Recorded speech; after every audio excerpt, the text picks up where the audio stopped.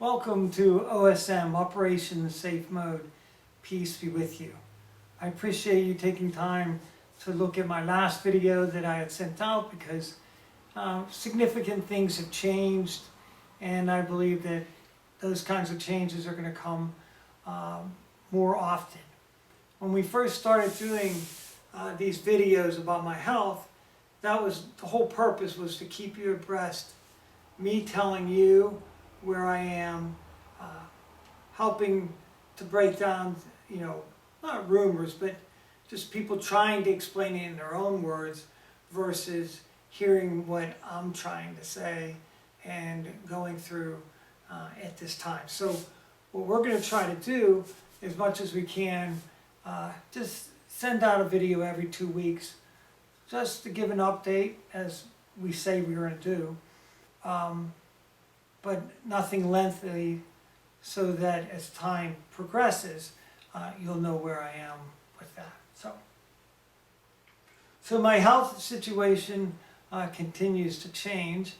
It's becoming a little bit more difficult with the pain that I have, trying to manage the pain. And managing the pain is more so of the swelling of the organs from the tumors and, from the fluid that's building up around the pancreas and the liver. In order to get and have ready the pain medicines that I need now and may need in the nearest future, it was important for me to move to what we all know as hospice, because then I will have on hand any of the breakthrough pain medicines that I might need on an occasion if I'm having a bad day, and be prepared for that. One of the things that hospice provides more than anything for me is the ability to choose not to be hospitalized. So that's something that I don't have to worry about, that down the road when the time comes to be in the hospital and not being able to get out, and being where I'm comfortable and where I really need to be spiritually, to thank God for the greatness of His love and the journey that I have taken with His grace through the priesthood. So just want to lay a couple things down for everybody to understand. First thing I want to do is help you understand a little bit more about hospice. And this is one of the things, even as a priest, when I was active as a priest, was difficult. The word doesn't mean death, okay? When we call in hospice, it doesn't mean that we're thrown in the towel. When we get in hospice involved, it doesn't mean that I have 10 days. And I'm sharing this with you because I think it's really important when we're helping our loved ones who are in circumstances like my own, where the pain truly gets to be great, that we can help with that pain level, not put somebody out cold and and wait for God to call them home, but to progressively help be able to manage that pain. My goal is to be able to manage the pain, to be able to, at this period of time, feel good enough to offer Mass on my own, to be able to truly do that spiritual journey that is necessary for me. I would never use the medications to put myself in a situation where I don't know who I am, what blessings I've received, and what prayers I need to have answered in this last stage of my journey.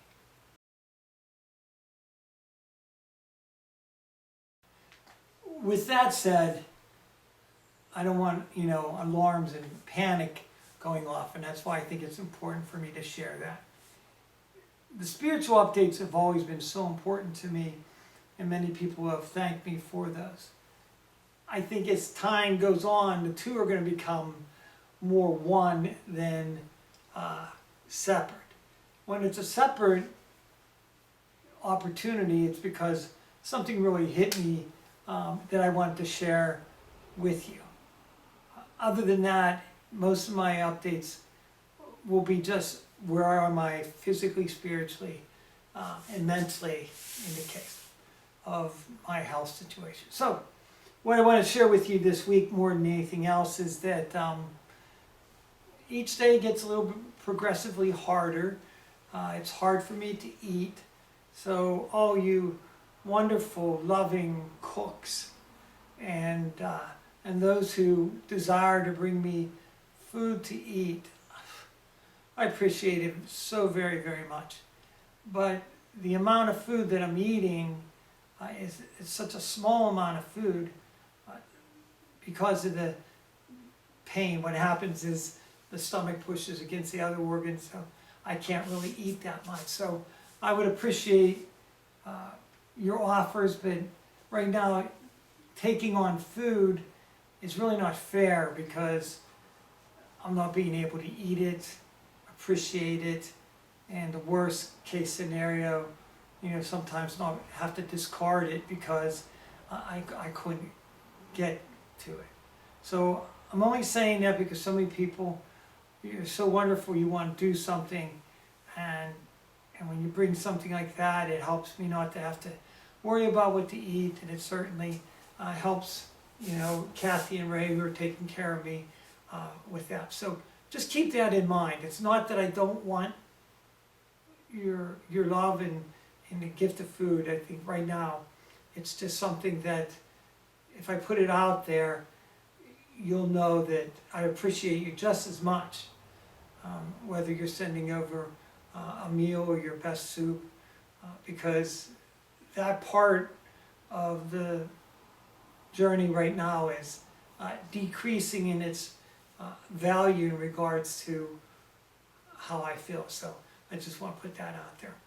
The second thing I want to put out there is I'm still incredibly overwhelmed with how many cards you're sending and taking time to write, and beautiful notes that you're writing.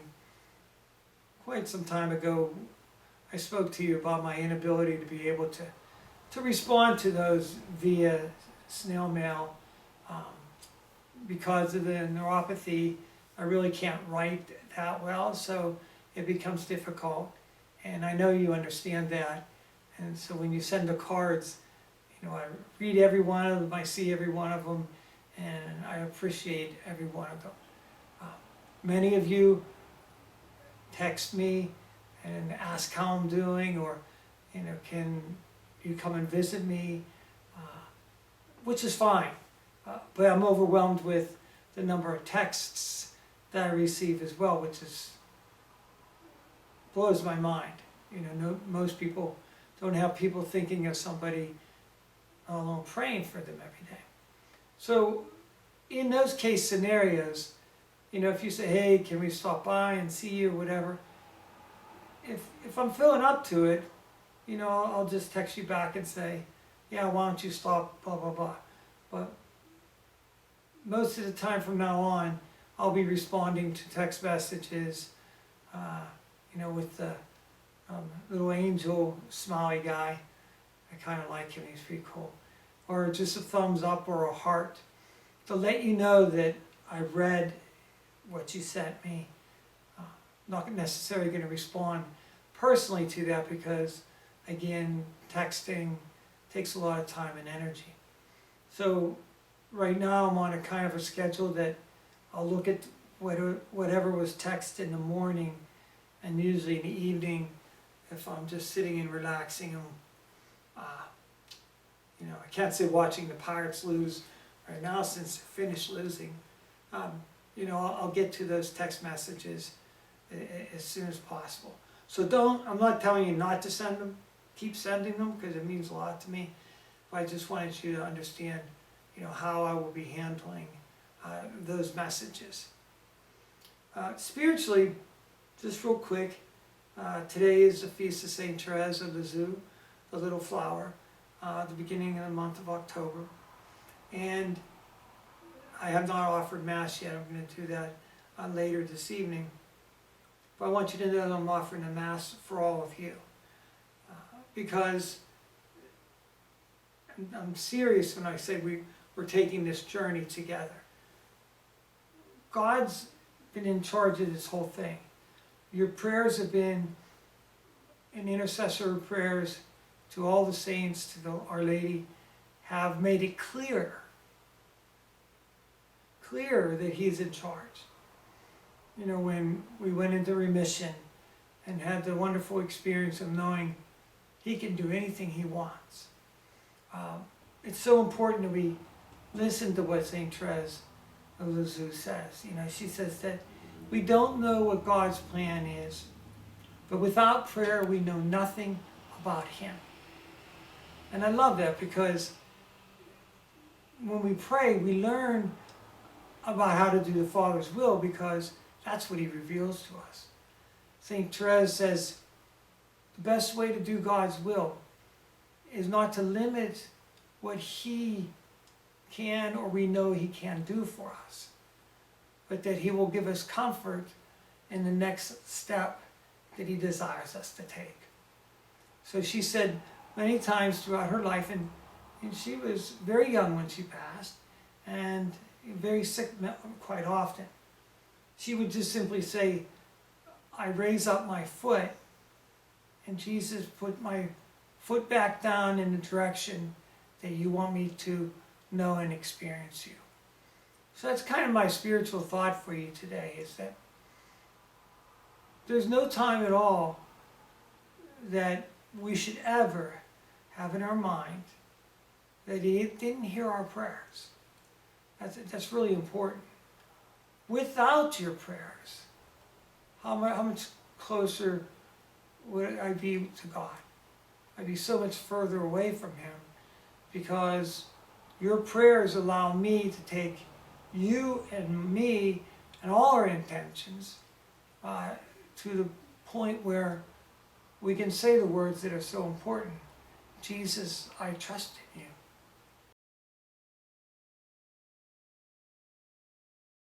So basically, that's what I want to start off by telling you, is that, you know, this is the situation that I'm in.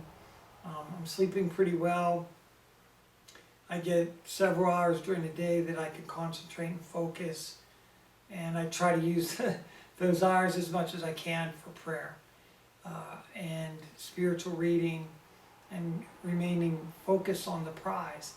And we know the prize comes through the cross. And, you know, I'm not afraid of that. I'm not afraid of any of the things that are coming our way.